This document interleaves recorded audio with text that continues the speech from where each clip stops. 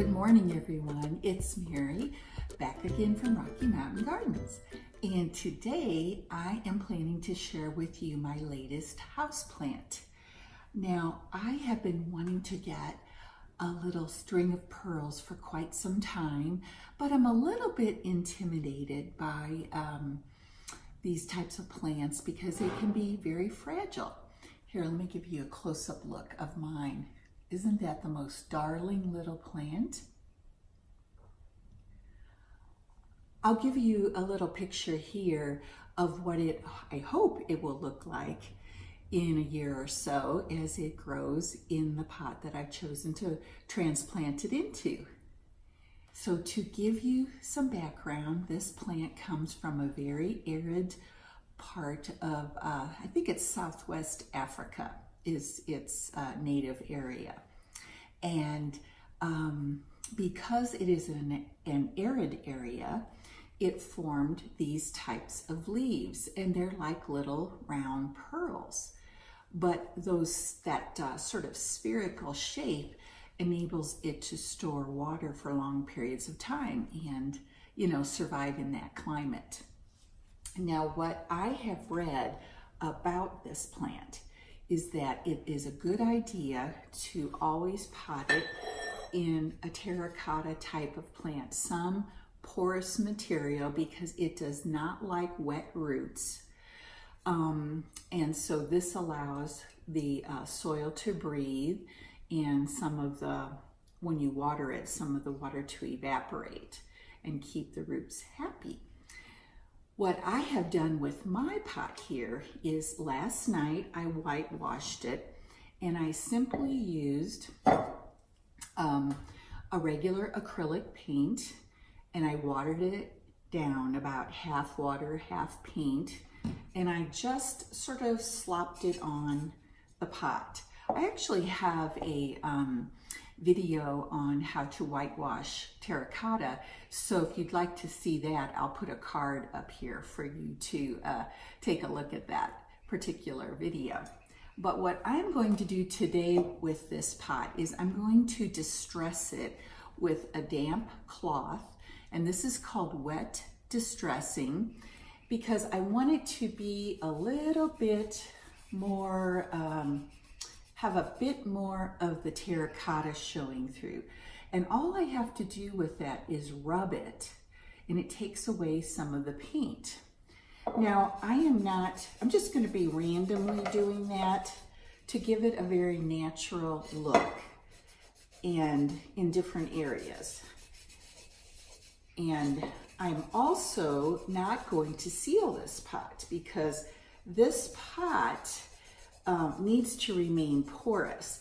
Normally when I whitewash something, especially if it's going to be out of doors, I will seal it with a spray sealer of polyurethane, just a clear spray paint. So by doing a little bit of random wet distressing, I'm giving it, like I said, a natural look of aging. And I think that looks a little bit better, not quite so perfectly striated with the paint, that I did with my paintbrush last night.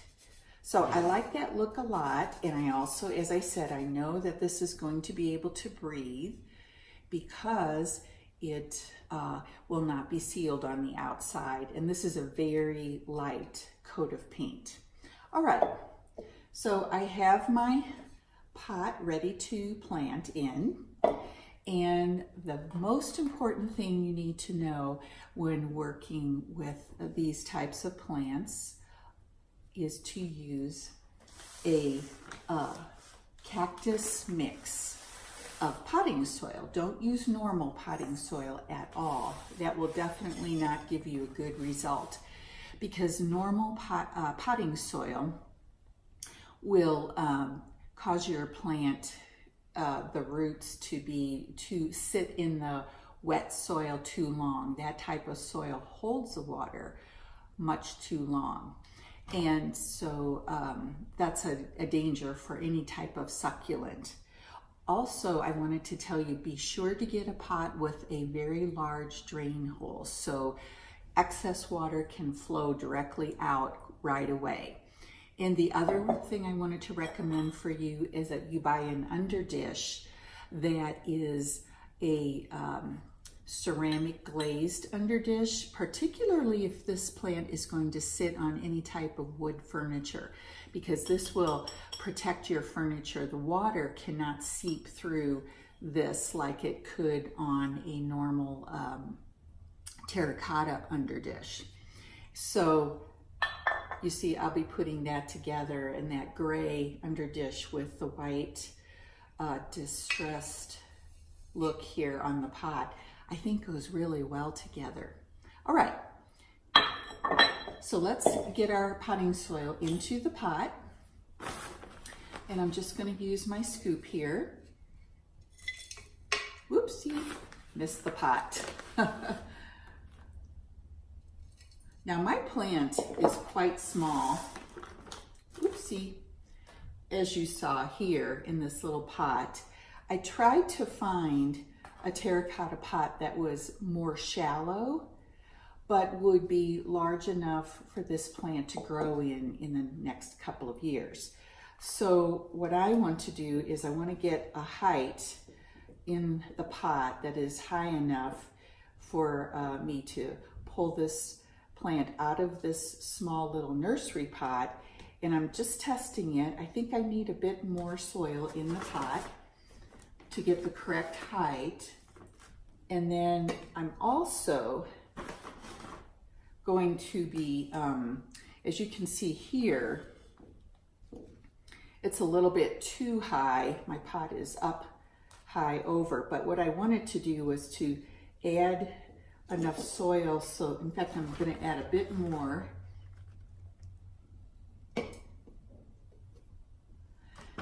And what I'm planning to do is pull some up onto the sides of the pot. Can you see how I did that there?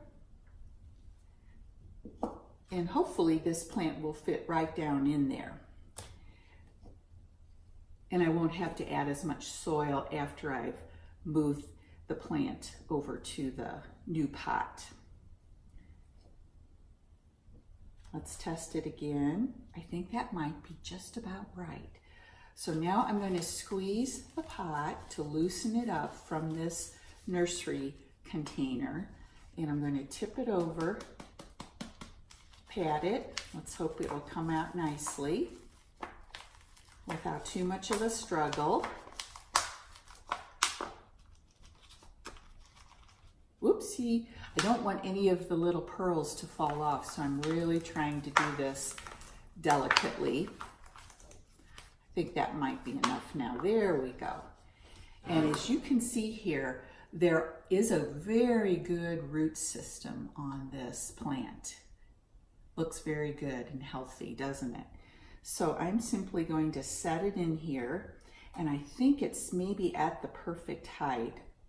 I might take a bit more soil in there because you may or may not know this, but when you pot something in soil, it's sort of, the soil initially is a little bit puffed up, and so as you water it, your plant will settle down, and we want to make sure that it settles and doesn't get too deep in the soil. We never want that to happen. So actually, I think I'm going to take my little nursery pot here and get a little bit of soil in here so I can very nicely put it into the pot around the existing root system.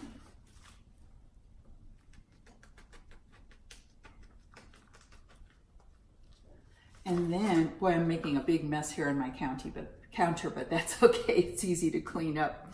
Okay, so now I'm tapping it down. I don't want to pack it down. I want the soil to remain fluffed up a bit because that's better for healthy roots. And I'll clean off the edges, and I like to have a little bit of a lip around the edges of the pot so that when I water, it doesn't immediately, you know, flow over the sides. So let's get this. I've got some extra soil on my counter here. I'm gonna go ahead and just grab it and add it in here. I want a tiny bit more for it to be just perfect in its new home. And these strings of pearls are supposed to be watered very slightly. We have to let the top area, like the top 1 inch, dry out completely between waterings. So waterings can be every 7 to 10 days in the summertime when it's warmer, and you can even go as long as 2 weeks in the winter time. Now, string of pearls needs about 6 hours of indirect sunlight. Now, if you put this in the direct sunlight, particularly outside, it will be way too much for them. So we want indirect sunlight, and I may put this out on my porch this summer. I'm not quite sure yet, but I have my pot already planted and ready to go. Here, let me give you a look at my new little string of pearls and how it looks there. And we'll put it in the under dish. And then I will water it in a bit, just a small amount. I don't want it to be overwatered. And it should be ready to get going and start growing and be very healthy. Now, one thing I've also read when I did some research on this plant was that in the summertime, in the growing season, you could give it a small amount of fertilizer, and what I read is that fish emulsion is the best for this type of plant and succulents, I think, in general. And so I will be doing that just twice over the course of the summer, and hopefully that will help it grow, and I will be able to show it to you maybe next year in a video and have it look like the picture that I showed you earlier. So I hope you enjoyed this little demonstration of potting a string of pearls. And I had a little, I guess you would call it trepidation about starting on these types of houseplants, because I have heard, like I said, that they can be difficult, but I'm going to give it a shot. So hope you enjoyed this video, and maybe you'd like to try this unusual plant in your home.